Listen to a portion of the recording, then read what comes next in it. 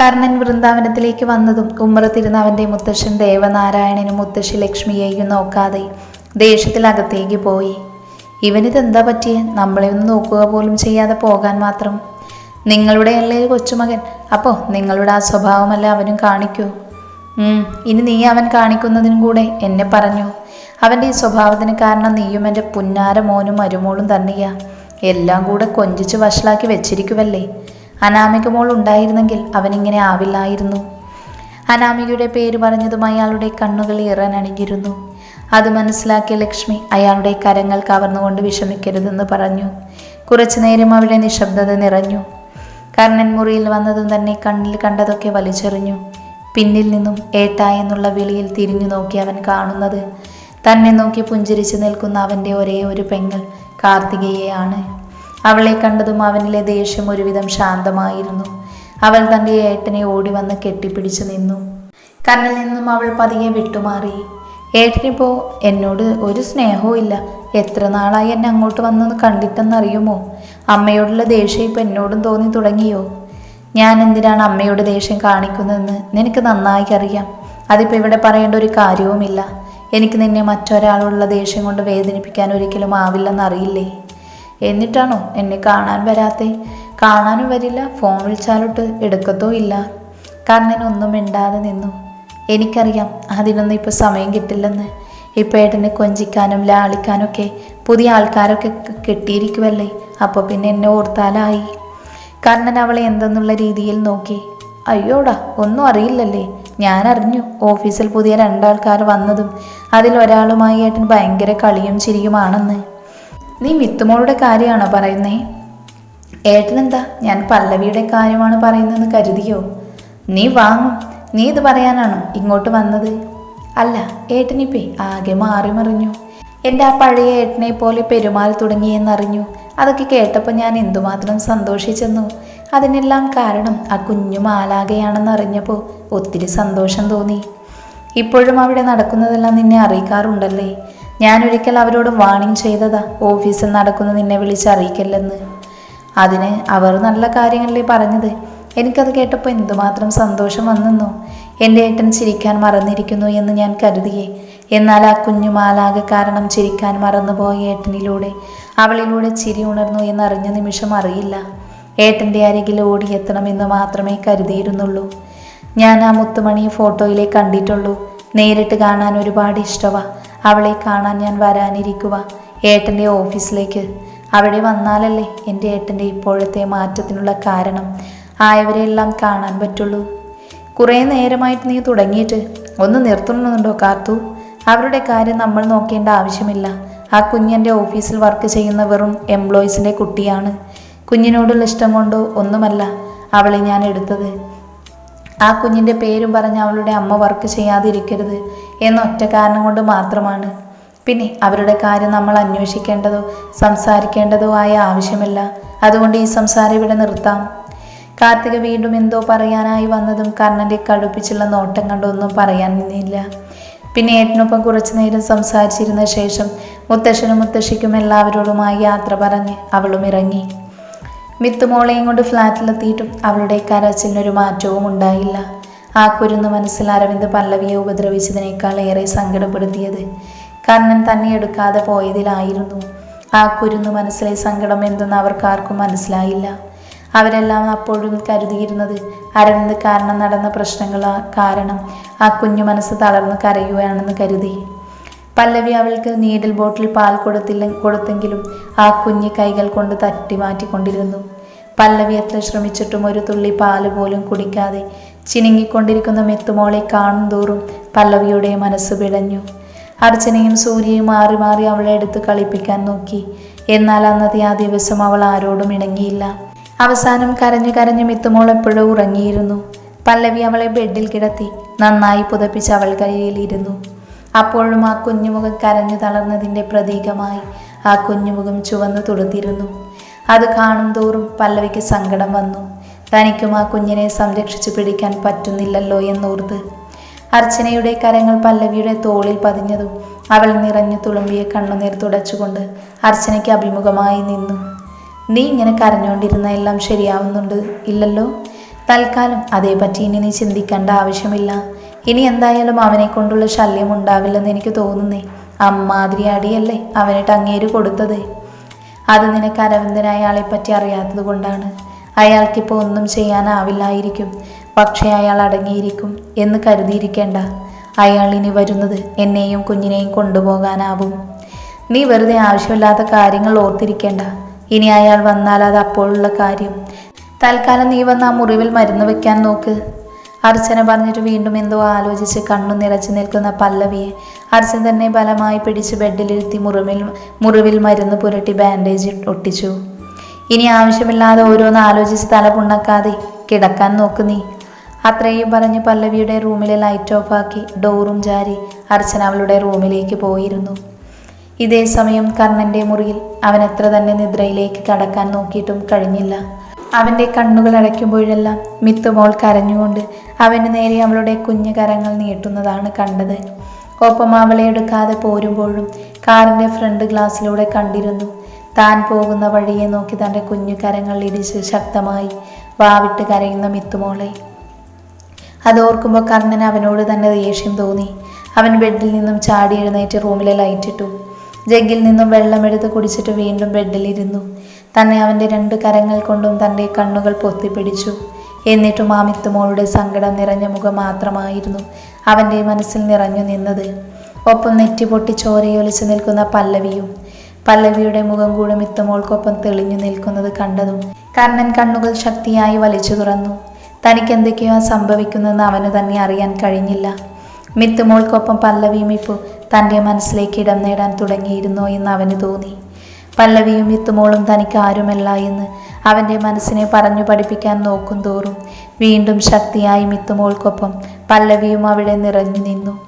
അവരുടെ ഓർമ്മകൾ വന്ന് മൂടുന്നതിനോടൊപ്പം അവർക്കടുത്തേക്ക് പോകാൻ ആ നിമിഷം അവൻ്റെ മനസ്സ് വെമ്പൽ കൊണ്ടു. എന്നാൽ അതോടൊപ്പം അവർക്കടുത്ത് നീ പോകരുതെന്നും നീ ഇങ്ങനെ ചെയ്യാൻ പാടില്ലെന്നും ആ സമയം തന്നെ ആ മനസ്സ് പറയുന്നുണ്ടായിരുന്നു. എന്ത് ചെയ്യണമെന്നറിയില്ലായിരുന്നു അപ്പോഴും കർണന്. എന്തോ ഓർമ്മ വന്നതുപോലെ ബെഡിൽ കിടന്ന ഫോൺ കർണൻ കയ്യിലെടുത്തു. അതിലെ ഗ്യാലറി ഓപ്പൺ ചെയ്ത് അതിൽ മിത്തുമോൾക്കൊപ്പം ചിലവിട്ട നിമിഷങ്ങൾ, അവളുടെ കുറുമ്പുകൾ നിറഞ്ഞ സുന്ദര നിമിഷങ്ങൾ അവൻ പകർത്തിയിരുന്നു. ആ ചിത്രങ്ങളിലേക്ക് അറിയാതെ തന്നെ അവൻ്റെ കൈവിരലുകൾ പതിഞ്ഞു. അതോടൊപ്പം അവൻ്റെ ചുണ്ടുകളിൽ പുഞ്ചിരി വിരിഞ്ഞു. അവൻ പോലും അറിയാതെ താൻ എടുത്തിരിക്കുന്ന മിത്തുമോളിലേക്ക് അവൻ ചുണ്ടുകൾ ചേർത്തു. ഏറെ നേരം ആ കുഞ്ഞുമുഖം നോക്കിയിരുന്ന ശേഷം അവനും ഉറങ്ങിയിരുന്നു. രാവിലെ മിത്തുമോളുടെ ചിണുങ്ങിയുള്ള കരച്ചിൽ കേട്ടുകൊണ്ടാണ് പല്ലവി എഴുന്നേറ്റത്. പല്ലവി മിത്തുമോളെ എടുത്തതും നല്ല ചൂട് തോന്നി. ഇന്നലെ ഒന്നും കഴിക്കാൻ കൂട്ടാക്കാതെ കരഞ്ഞാണ് മിത്തുമോൾ ഉറങ്ങിയത് പോലും. അതിൻ്റെ ഭാഗമായി ആ കുഞ്ഞു ശരീരം പനിക്കാൻ തുടങ്ങി. പല്ലവി മിത്തുമോളെയും എടുത്ത് ഹാളിലേക്ക് വരുമ്പോൾ സൂര്യയും അർച്ചനയും രാവിലത്തെ ഭക്ഷണം ഉണ്ടാക്കുന്ന തിരക്കിലായിരുന്നു. മിത്തുമോളെയും കൊണ്ട് വേവലാതിയോടെ അവരുടെ അടുത്തേക്ക് വന്നു. അർച്ചനയും സൂര്യയും നോക്കുമ്പോൾ ഇന്നലത്തെ പോലെ തന്നെ മിത്തുമോൾ അവളുടെ കയ്യിലിരുന്ന് കരയുന്നുണ്ട്. ഒപ്പം പല്ലവിയും. ഇതുവരെയും അമ്മയുടെയും കുഞ്ഞിൻ്റെയും സങ്കടം മാറിയില്ലേ? ഞാൻ ഇന്നലെ നിന്നോട് പറഞ്ഞതല്ലേ പല്ലവി, അതൊന്നും ഓർക്കരുതെന്ന്. പിന്നെ മിത്തുമോൾ കരയാൻ കാരണം ആ സംഭവം അവൾ കണ്ടതുകൊണ്ടാണ്. കുഞ്ഞു മനസ്സിന് താങ്ങാൻ പറ്റുന്നതായിരുന്നില്ലല്ലോ ഇന്നലെ അവിടെ നടന്നത്. അതുകൊണ്ട് മാത്രമാ അവളിങ്ങനെ കരയുന്നേ. നീയും കൂടെ ഇരുന്ന് കരയുന്ന കണ്ട അവളുടെ സങ്കടം മാറുമോ? ഒന്നാമത് ഇന്നലെ ഒന്നും കഴിച്ചിട്ടില്ല ആള്. നല്ല വിശപ്പുണ്ടാവും, അതാവും കരയുന്നേ. നീ മിത്തുമോൾക്ക് പാല് കൊടുത്തിട്ട് വല്ലതും കഴിക്കാൻ നോക്ക്. എന്നിട്ട് റെഡിയായി ഓഫീസിൽ പോകാം. അവിടെ എത്തുമ്പോൾ എന്തേലും വർക്കൊക്കെ ചെയ്തിരിക്കുമ്പോൾ ഈ സങ്കടമൊക്കെ മാറിക്കോളും. അച്ചു, മിത്തുമോൾ പനിക്കുക, നല്ല ചൂടുണ്ട്. അതാ അവളിങ്ങനെ കരയുന്നേ. എനിക്കെന്തോ പേടിയാവുന്നു എൻ്റെ മിത്തുമോൾ. അർച്ചനയും പല്ലവി അവർക്കടുത്തേക്ക് പാഞ്ഞു വന്ന് സൂര്യ മിത്തുമോളെ പല്ലവിയുടെ കയ്യിൽ നിന്നും തൻ്റെ കരങ്ങളിലേക്കാക്കി. അച്ചു, നല്ല ചൂടുണ്ട് മിത്തുമോൾക്ക്. അർച്ചന മിത്തുമോളുടെ നെറ്റിയിൽ കൈവച്ച് നോക്കി. ഇങ്ങനെ നിൽക്കാതെ വേഗം മിത്തുമോളെ ഹോസ്പിറ്റലിൽ കൊണ്ടുപോകാൻ നോക്കാം. അത്രയും പറഞ്ഞ് അർച്ചന സൂര്യയുടെ കയ്യിൽ നിന്നും മിത്തുമോളെ വാങ്ങി. സൂര്യ, ഞാനും പല്ലവിയും ഹോസ്പിറ്റൽ പോകാം, മോളെയും കൊണ്ട്. നീ തൽക്കാലം ഓഫീസിൽ പോകണം. എന്നിട്ട് ഇന്ന് ഞങ്ങൾ ലീവാണെന്ന് പറയണം. പറ്റിയാൽ ഉച്ചയ്ക്ക് നീ ഇറങ്ങ്. അത്രയും പറഞ്ഞ് പല്ലവിയും അർച്ചനയും മിത്തുമോളെയും കൊണ്ട് ഹോസ്പിറ്റലിലേക്ക് പാഞ്ഞു. കർണൻ നേരത്തെ തന്നെ ഇന്ന് ഓഫീസിലേക്ക് പോന്നു. കാരണം ഇന്നലെ അവൻ എടുക്കാതെ പോകുന്നതിൽ ആ കുഞ്ഞുമുഖം ഒരുപാട് സങ്കടത്തിലായിരുന്നു. ആ സങ്കടം മാറ്റി നിറയെ ഉമ്മകൾ കൊണ്ട് മൂടി അവളുടെ സങ്കടം മാറ്റാൻ അവൻ അതിയായി ആഗ്രഹിച്ചു. കണ്ണൻ ഓഫീസിൽ വരുമ്പോൾ പല്ലവിയുടെ ക്യാബിന് ആരുമില്ലായിരുന്നു. അവൻ അവിടേക്ക് നോക്കിയിട്ട് അവൻ്റെ ക്യാബിനിൽ കയറിയിരുന്നു. സമയം പോകുന്നതിലെല്ലാം സ്റ്റാഫുകളും വന്നെങ്കിലും പല്ലവിയും മിത്തുമോളും മാത്രം വന്നില്ല. ഒപ്പം അവൾക്കൊപ്പം കാണുന്ന അർച്ചനയും സൂര്യയും. അവൻ്റെ മനസ്സിൽ എന്തെന്നില്ലാത്ത ടെൻഷൻ ഉണ്ടാക്കി. ഇന്നലത്തെ പോലെ ഇനി അവർക്ക് എന്തെങ്കിലും പറ്റിക്കാണുമോ എന്നായിരുന്നു അവൻ്റെ ചിന്ത. അപ്പോഴാണ് അവൻ്റെ ക്യാബിനിലേക്ക് കയറി വരുന്ന സൂര്യയെ കാണുന്നത്. സർ, പല്ലവിയും അർച്ചനയും ഇന്ന് വരില്ല. അത് അവരാണോ തീരുമാനിക്കുന്നത്? അവർക്കൊക്കെ തോന്നുമ്പോൾ വരാനും വരാതിരിക്കാനും ഇതെന്താ വല്ല സത്രവുമാണോ? അവൻ്റെ മുന്നിൽ കിടന്ന മേശപ്പുറത്തടിച്ച് പുറത്തുകൊണ്ട് ചാടി എഴുന്നേറ്റതും സൂര്യ ഒരു നിമിഷം പിന്നിലേക്ക് പേടിച്ചു വെച്ചു പോയിരുന്നു. നിങ്ങളുടെയൊക്കെ വിചാരം എന്താ? ഒരിടത്ത് ജോലിക്ക് കയറി കഴിഞ്ഞാൽ പിന്നെ നീയൊക്കെ വലിയ എന്തൊക്കെയോ ആയെന്നോ? ഞാൻ വിചാരിച്ച ഈ നിമിഷം തന്നെ നിന്നെയൊക്കെ ഇവിടെ നിന്ന് ഇറക്കി വിടാമെന്നേ ഉള്ളൂ. അല്ല, ഞാനാണോ അതോ നീയാണോ ഈ കമ്പനിയുടെ ഓണർ? എന്നോട് പറയേണ്ട കാര്യങ്ങൾ നിന്നോടാണോ പറയുന്നേ? എങ്കിൽ പിന്നെ നീ എന്തിനാ അവിടെ നിൽക്കുന്നേ? വന്ന് ഈ ചെയറിലിരിക്ക്, ഞാൻ ഇറങ്ങിത്തരാം. എന്തേ, മതിയോ? സർ, എന്തൊക്കെയാ പറയുന്നേ? സർ, ഞാൻ പറയാൻ വന്നത് അതല്ല. ഇതിൽ കൂടുതൽ ഇനി താൻ എന്തു പറയാനാ? ഒരു കമ്പനിയിൽ വർക്ക് ചെയ്യുമ്പോൾ ലീവ് എടുക്കുന്ന കാര്യം അവിടെയുള്ള എംപ്ലോയിയോടല്ല പറയേണ്ടത്, ഈ എന്നോടാ. ജോലിക്ക് വരാൻ താല്പര്യമില്ലാത്തവരാണെങ്കിൽ വരണ്ടെന്ന് വെച്ച് വീട്ടിലിരിക്കണം, പിന്നെ ഇങ്ങോട്ടേക്ക് വന്നു പോകരുത്. സോറി സർ, അവർ വേണമെന്ന് വെച്ച് ലീവ് എടുത്തതല്ല. മിത്തുമോൾക്ക് സുഖമില്ലാതെ ഹോസ്പിറ്റൽ കൊണ്ടുപോകേണ്ടി വന്നതുകൊണ്ടാണ്. സോറി, ഇനി ആവർത്തിക്കില്ല. സൂര്യക്ക് താൻ പറയാൻ വന്നത് കേൾക്കാതെ സ്വന്തമായി ഓരോന്ന് കണ്ടെത്തി. അവളോട് ദേഷ്യപ്പെട്ട കർണനെ കണ്ടപ്പോൾ ആദ്യം ദേഷ്യം വന്നെങ്കിലും പിന്നെ അവൻ പറയുന്ന കേട്ടതും ദേഷ്യം തോന്നി. അവരുടെ ബോസായി പോയെന്ന ഒറ്റ കാരണം കൊണ്ടാണ് സൂര്യ അത്രയും നേരം കടിച്ചു പിടിച്ചെല്ലാം കേട്ടുനിന്നത്. അവസാനം സായി കെട്ടാണ് അവൻ ഇടയ്ക്ക് കയറി സംസാരിക്കും മുന്നേ അവൾ പറയാൻ വന്ന കാര്യം ഒറ്റ ശ്വാസത്തിൽ പറഞ്ഞു തീർത്തത്. സൂര്യ പിന്നെ ഒരു നിമിഷം അവിടെ നിൽക്കാതെ പുറത്തു പോകുന്നു. കണ്ണൻ്റെ ശബ്ദം കേട്ടു. മിത്തുമോൾക്ക് എന്തു പറ്റിയതാ? അവന് നേരെ തിരിഞ്ഞു നിന്നു സൂര്യ. ഇന്നലെ സാറ് കണ്ടതല്ലേ അവിടെ നടന്നതൊക്കെ. അതിൽ മിത്തുമോളുടെ മനസ്സിന് നല്ല ഷോക്കായി. ഫ്ലാറ്റിൽ വന്നിട്ടും കരച്ചിൽ നിന്നില്ല. കഴിക്കാൻ കൊടുത്തിട്ടും കഴിച്ചില്ല. ഇന്നു രാവിലെ നന്നായി പനിക്കുന്നുണ്ടായിരുന്നു, ഒപ്പം കരച്ചിലും. അവളുടെ അവസ്ഥ കണ്ടിട്ട് സഹിച്ചില്ല. പല്ലവിയും അർച്ചനയും മിത്തുമോളെ ഹോസ്പിറ്റൽ കൊണ്ടുപോയിരിക്കുക. അത് പറയാനാണ് ഞാൻ വന്നത്. പറ്റിയ ഉച്ചയ്ക്ക് ശേഷം എനിക്കും ലീവ് തരണം. ഇവിടെ ഇരുന്നാലും മനസ്സ് അവിടെയായിരിക്കും, മിത്തുമോൾക്ക് എന്തു പറ്റിയെന്നറിയാതെ. അത് കേട്ടതും കണ്ണൻ്റെ നെഞ്ച് പിടഞ്ഞു. ഇന്നലെ താനും ആ കുഞ്ഞിനെ അറിയാതെയാണെങ്കിലും വേദനിപ്പിച്ചു. അവൾ തനിക്ക് നേരെയുള്ള സ്നേഹം നിറഞ്ഞ നോട്ടം പോലും കണ്ടില്ലെന്ന് നടിച്ച് അവിടെ നിന്നും പോരേണ്ടി വന്നു. അപ്പോൾ എന്തോ അങ്ങനെ ചെയ്യാനാണ് മനസ്സ് പറഞ്ഞത്. എന്നാൽ അത് ആ കുഞ്ഞു മനസ്സിൽ ഇത്രയും മുറിവുണ്ടാക്കുമെന്നറിഞ്ഞില്ല. തനിക്ക് ആദ്യമേ പറയായിരുന്നില്ലേ? അതിന് സാറ് പറയാൻ അനുവദിച്ചാലല്ലേ പറയാൻ കഴിയൂ. ഏത് ഹോസ്പിറ്റലാണ് അവർ പോയതെന്ന് അറിയുമോ? City hospital. കർണൻ ഒരു നിമിഷം പോലും അവിടെ നിൽക്കാതെ പുറത്തേക്ക് പാഞ്ഞു. സൂര്യ കർണൻ പോകുന്നത് നോക്കി ഒന്നും മനസ്സിലാവാതെ അവിടെ തന്നെ തറഞ്ഞു നിന്നു. അരവിന്ദന് ആക്സിഡന്റ് പറ്റിയെന്നറിഞ്ഞ് ഹോസ്പിറ്റൽ വന്നതാണ് പവിത്ര. പവിത്ര ഹോസ്പിറ്റൽ അരവിന്ദൻ കിടക്കുന്ന റൂം എവിടെയെന്ന് അന്വേഷിച്ച് നടക്കുമ്പോഴാണ് ആരോ ശക്തിയായി വന്ന് തന്നെ ഇടിച്ചത്. അവൾ പിന്നിലേക്ക് വീഴാൻ പോയതും ബാലൻസ് ചെയ്ത് നിന്നുകൊണ്ട് ദേഷ്യത്തിൽ, താനൊക്കെ എവിടെ നോക്കിയാലോ നടക്കുന്നേ? തനിക്കൊന്ന് കണ്ണു കണ്ടൂടെ? രാവിലെ തന്നെ ആൾക്കാരെ ഇടിച്ചു വീഴ്ത്താൻ വന്നോളും. പവിത്ര ബാലൻസ് ചെയ്ത് നിൽക്കാൻ നോക്കുന്നതിൻ്റെ കൂട്ടത്തിലാണ് ഇത് പറഞ്ഞത്. ശേഷം അവളുടെ മുഖമുയർത്തി നോക്കുമ്പോഴാണ് തൻ്റെ മുഖത്ത് പോലും നോക്കാതെ വേറെങ്ങോ നോക്കി സോറി പറഞ്ഞു പോകുന്ന ആ രൂപത്തെ അവൾ കാണുന്നത്. പവിത്ര അവനെ തന്നെ നോക്കി നിന്നു. താൻ ഇന്നുവരെ കണ്ടതിൽ വെച്ചും അറിഞ്ഞിട്ടുള്ളവരിൽ വെച്ചും തികച്ചും വ്യത്യസ്തനായിട്ടുള്ളവൻ. അവൻ്റെ 6 അടി പൊക്കവും അതിലെ വിരിഞ്ഞ നെഞ്ചും മുഖത്തിൻ്റെ ഭംഗി കൂട്ടുന്ന പോലെയുള്ള താടി രോമങ്ങളും അവനിലെ നടന്നകലുന്ന ശൈലി പോലും അവനിലേക്ക് അവളെ ആകർഷിക്കുന്നതായി തോന്നി. അവൾ അവനെ തന്നെ നോക്കി നിൽക്കുമ്പോഴാണ് ഏതോ ഒരു ഡോക്ടർ കണ്ണായി എന്ന് വിളിക്കുന്നത് കേട്ടത്. അവൻ തിരിച്ചു വന്ന് അയാളോട് എന്തൊക്കെയോ പറഞ്ഞു നിൽക്കുമ്പോഴും പവിത്ര അവനെ തന്നെ നോക്കി നിൽക്കുമായിരുന്നു.